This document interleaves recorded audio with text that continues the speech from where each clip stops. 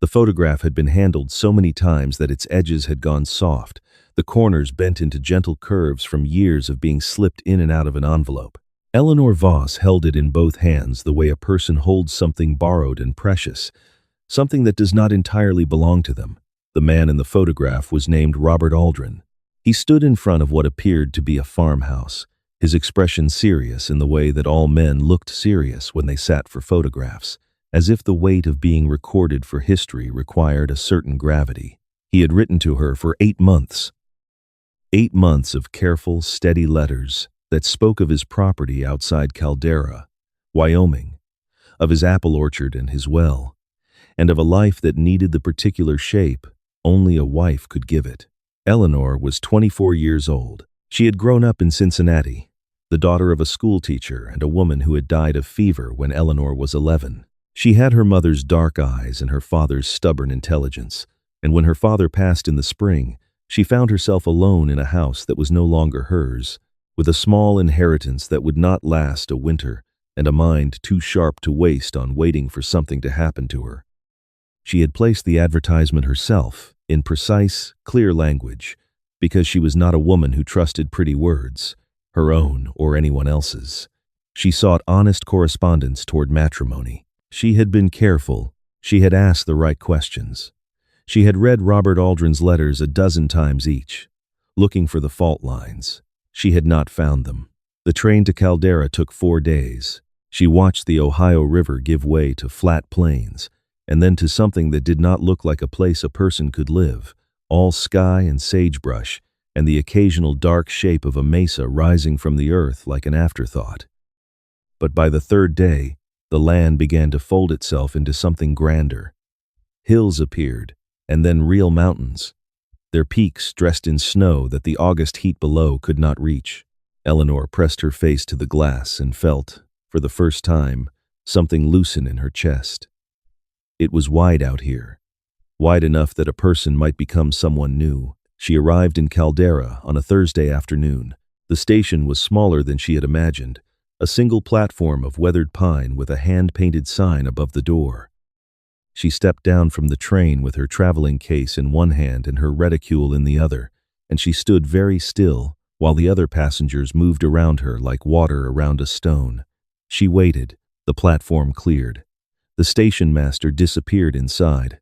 A dog that had been sleeping in the shade of the water tower lifted its head, regarded her with mild interest, and went back to sleep.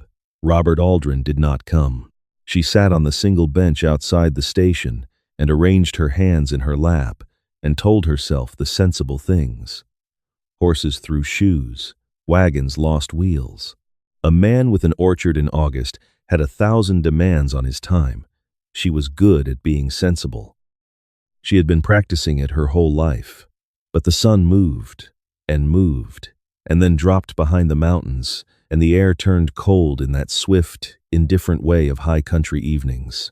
The station master came out again, locked the front door, and paused when he saw her still sitting there. He was a heavy-set man with a gray beard and the look of someone who had seen this particular situation before.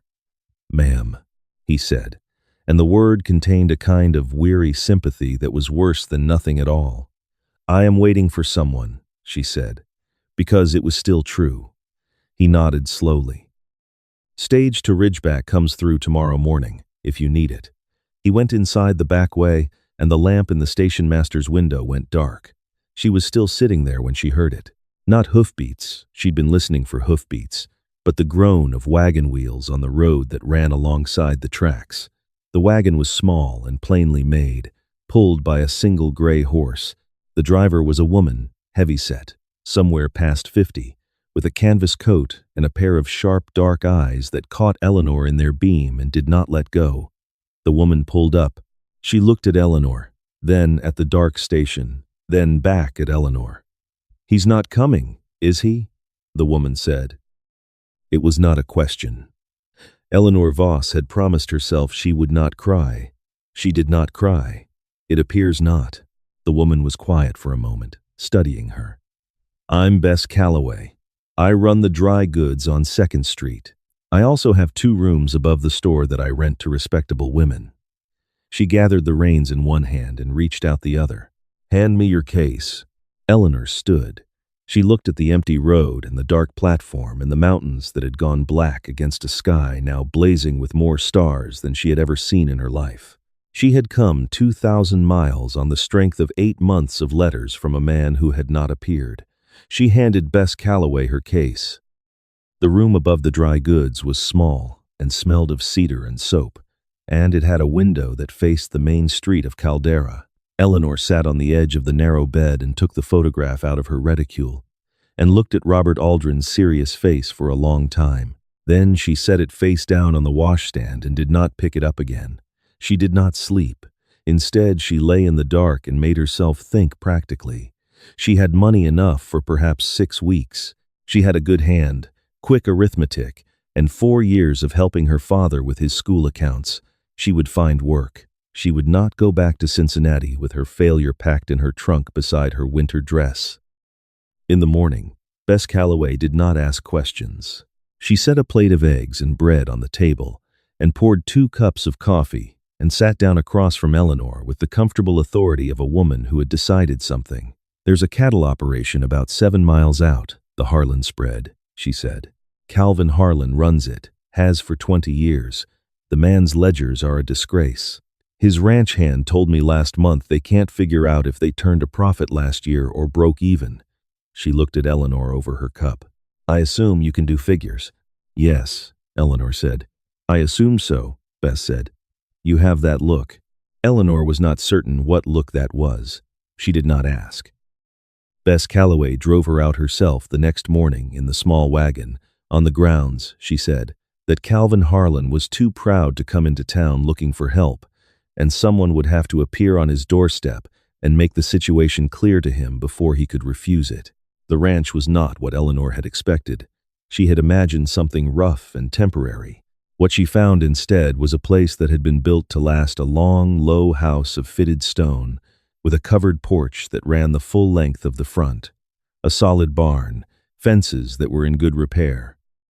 Someone had planted a kitchen garden to the east of the house, and though it had clearly been neglected for some time, the bones of it were still there, the rows still visible under the weeds. A man came out of the barn when the wagon pulled up. He was perhaps 35, lean in the way that outdoor work made a person lean, with a sun-weathered face and a manner about him that was watchful without being unfriendly. He was not a handsome man in any obvious sense, but there was a quality of steadiness to him, of self-possession, that Eleanor noticed the way you notice a well-built thing, not with admiration exactly, but with a kind of quiet recognition. He looked at Bess Calloway. He looked at Eleanor. He looked back at Bess Calloway. "No," he said. "You haven't heard the proposal," Bess said pleasantly. "I don't need. Calvin Harlan, you lost $40 last month, and you don't even know it yet." Bess set the brake on the wagon with a decisive click. "This is Miss Eleanor Voss. She is a capable woman in a temporary difficulty, and you have a bookkeeping disaster that she is qualified to fix. You will pay her a fair wage, and I will house her, and everyone's problem will be smaller by Friday." Calvin Harlan's jaw worked silently for a moment. He looked at Eleanor again, a direct, assessing look that she returned without blinking. "I don't need looking after," he said, and she understood that this was not directed at Bess, but at her, that it was both a warning and a kind of self-declaration. "I'm not here to look after you," Eleanor said. "I'm here to fix your ledgers." Something shifted in his expression. It was not a smile. It was something more careful than that. He looked at Bess Calloway. "A fair wage," he repeated. "A fair wage," Bess confirmed. He turned and walked back toward the barn. "The office is through the side door," he called back. "It's a mess." It was, in fact, a catastrophe. 3 years of receipts had been sorted in no particular order into a wooden crate. An ancient ledger had been used intermittently, entries skipping months at a time, numbers crossed out and rewritten in different ink. There were loose pages tucked between the ledger's boards, scraps of paper with figures on them that had clearly been intended as temporary notes and had instead become the only record of certain transactions. Eleanor sat down at the battered desk, pushed her sleeves up, and began. Bess drove her out each morning and collected her each evening. Calvin Harlan was rarely in the house while she worked. She could hear him in the barn, or in the yard, or sometimes on the roof of the smaller outbuilding, making repairs. He was a man in constant motion, as if stillness were something he didn't entirely trust. He left her alone, which she appreciated. On the fourth morning, there was a jar of wildflowers on the desk. There was no note. It was not the kind of gesture that came with a note. It was a jar, a plain canning jar with 3 stems of something purple and one of something yellow, arranged with no particular artistry. Eleanor looked at it for a moment. Then she moved it slightly to the left so it wasn't blocking the light, and she got back to work. The next day, the jar had been refreshed. The purple flowers were different ones. She did not mention it. Neither did he. He would come in sometimes in the late afternoon, ostensibly for water or a tool he kept on the shelf near the office door, and he would pause in the doorway and look at the work spreading across the desk, the stacks growing taller and more organized, the columns beginning to take shape. His face, when he looked at the ledger, was the face of a man watching a problem being solved, a controlled relief. "You eat enough," he said one afternoon, not looking at her, turning a wrench over in his hands. Eleanor looked up. "I beg your pardon?" "Bess feeds you in the evening," he said. "But you don't eat midday." He set the wrench on the shelf with a small, precise click and left without further explanation. The following morning, there was a cloth-wrapped parcel on the desk beside the wildflowers, cold biscuits, and a piece of hard cheese. She ate them without comment. The parcel appeared every morning after that. She had been at the ranch for 3 weeks when she went into Bess Calloway's parlor and found Bess sitting with a letter in her hand and a look on her face that Eleanor had learned to read as the precursor to something difficult. "The Aldrin boy was in this morning," Bess said. Eleanor went still. Robert Aldrin, his younger brother, Thomas, came in for flour. Bess set the letter down on the table between them. He was talking, the way people do when they don't realize you're listening particularly. She smoothed the letter with one hand. "It seems Robert Aldrin married a woman from Cheyenne last spring. They have been settled there since April." The room was very quiet. Eleanor could hear the clock on the mantel and the sound of wind under the eaves. "He was writing to me in February," she said. Her voice sounded very far away. "He wrote in April. He was writing to me in the same month he married someone else." "Yes," Bess said. There was nothing else to say. Eleanor picked up the letter. She turned it over in her hands. She thought about 8 months of careful questions and careful answers, 8 months of building something in her mind out of words on paper, only to find that the architect of those words had been building something else entirely at the same time, using her as a contingency plan, or a game, or possibly nothing more than a way to pass the winter evenings. She thought about the bench on the train platform and the dog sleeping in the shade and the station master's face. She set the letter back down. "Is there a law?" she began. "There may be," Bess said. "There are men in this territory who've been brought up on mail fraud. It's been done." She looked at Eleanor carefully. "It would be a long business. Your name would be attached to it." Eleanor thought about that. She thought about what her name attached to a fraud case would look like in the newspapers. She thought about being known in Caldera as the woman who'd been deceived into crossing 2,000 miles on a lie, who had then spent months pursuing the man who'd done it through the territorial courts. She thought about the wildflowers in the jar. "No," she said, "I don't want his name in my mouth. I don't want the rest of my life to be about what he did." She looked at Bess steadily. "He took 8 months of my time and the cost of a train ticket. I am not going to give him years more on top of it." Bess Calloway looked at her for a long moment with an expression that was equal parts sorrow and something very like admiration. "You're a harder woman than you look, Eleanor Voss." "I was raised that way," Eleanor said simply. She told Calvin Harlan the next afternoon. She had not planned to, but she arrived to find him sitting on the front porch steps, apparently waiting, with his arms resting on his knees and his eyes on the road. He stood when the wagon came up the drive, and something about the careful way he looked at her face told her that Bess, intentionally or not, had prepared him. She sat on the other step, And she told him plainly, in plain language, the way she'd told him she was here to fix his ledgers and not to look after him. She gave him the facts of it, without ornamentation. Robert Aldrin, 8 months, a wife in Cheyenne. Calvin listened without interrupting. When she finished, he was quiet for a long time, turning his hat over and over in his hands. The gesture was familiar to her by now. It was what he did when he was thinking through something he wanted to say correctly. A man like that, he said finally, isn't worth the paper his letters were written on. No, she agreed. You're not going after him. No. He nodded slowly, as if this was the correct answer to a question he'd been quietly asking. He stood, settled his hat back on his head, and looked out at the mountains. The garden, he said. The kitchen garden on the east side. It's been empty 2 years. I can't make things grow. A pause. If you wanted to do something with it? She looked at him.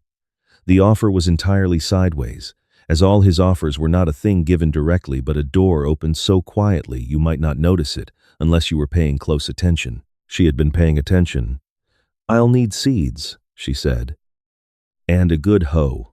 I know where to get both, he said, and went back to the barn. The ledgers were finished in October.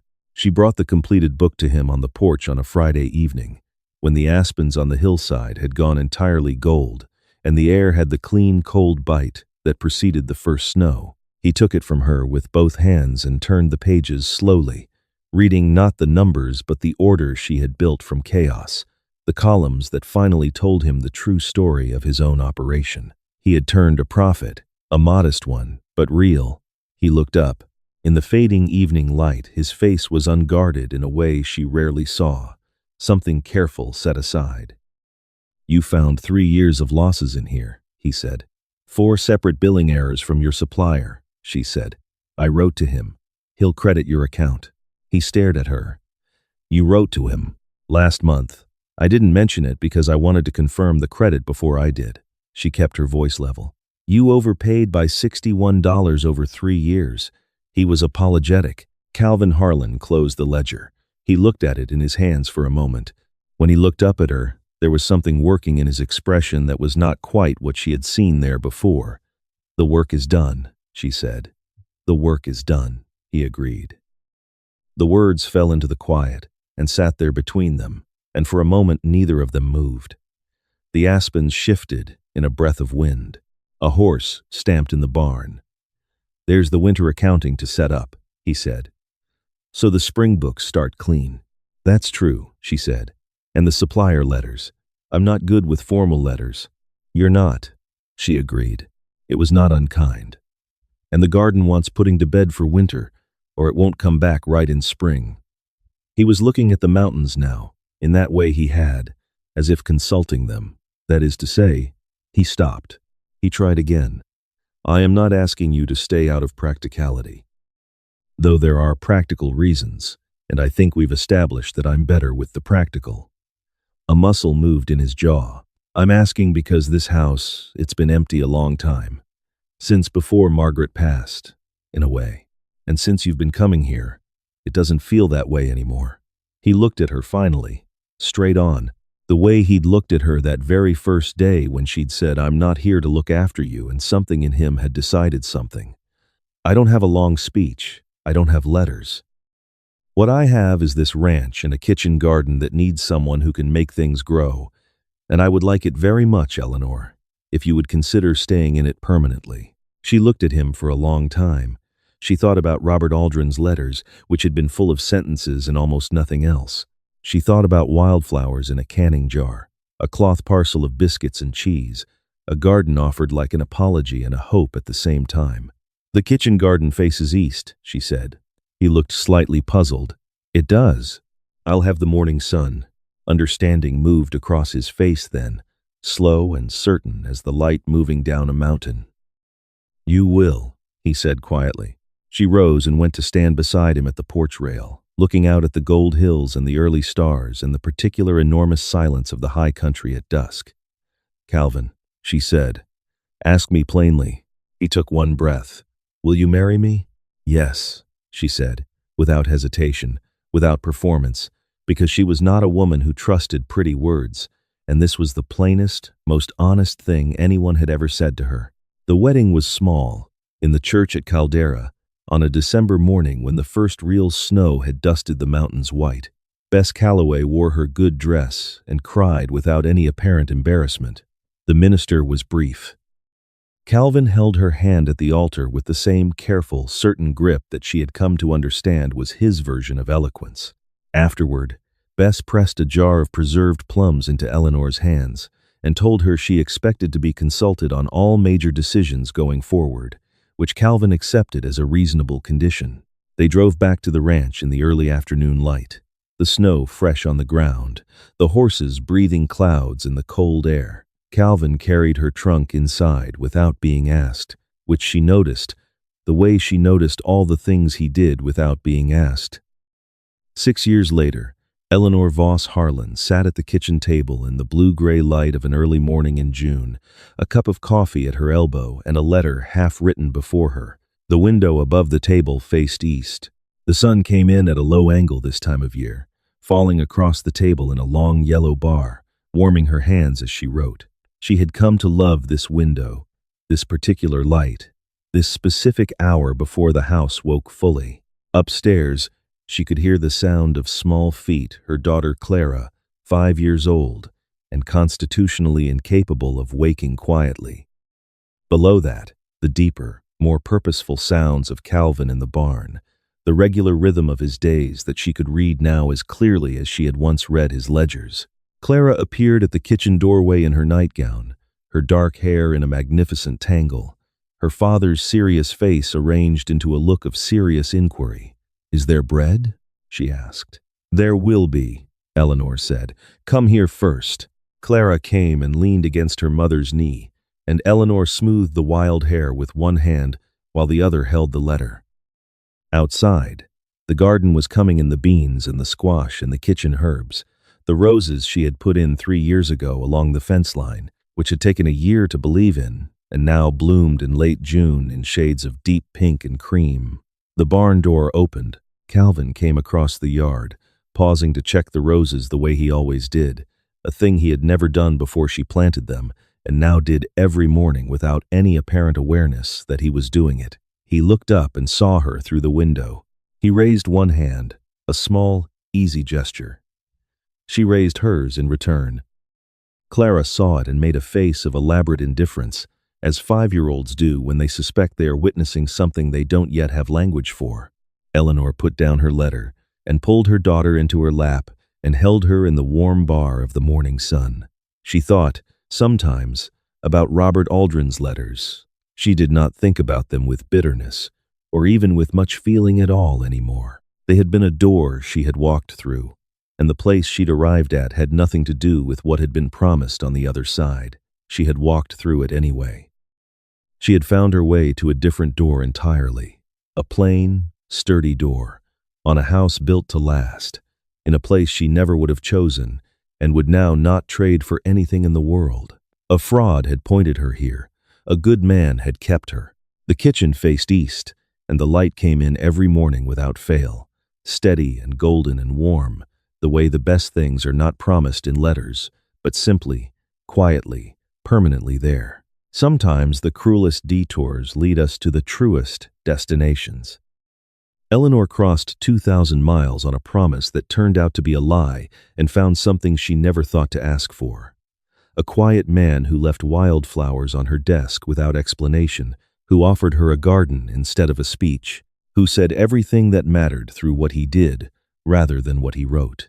The right person rarely arrives the way we planned, but they tend to stay. A small note for you: this story was imagined and written by AI, crafted to bring you a moment of warmth and entertainment, and to leave behind one small truth worth keeping.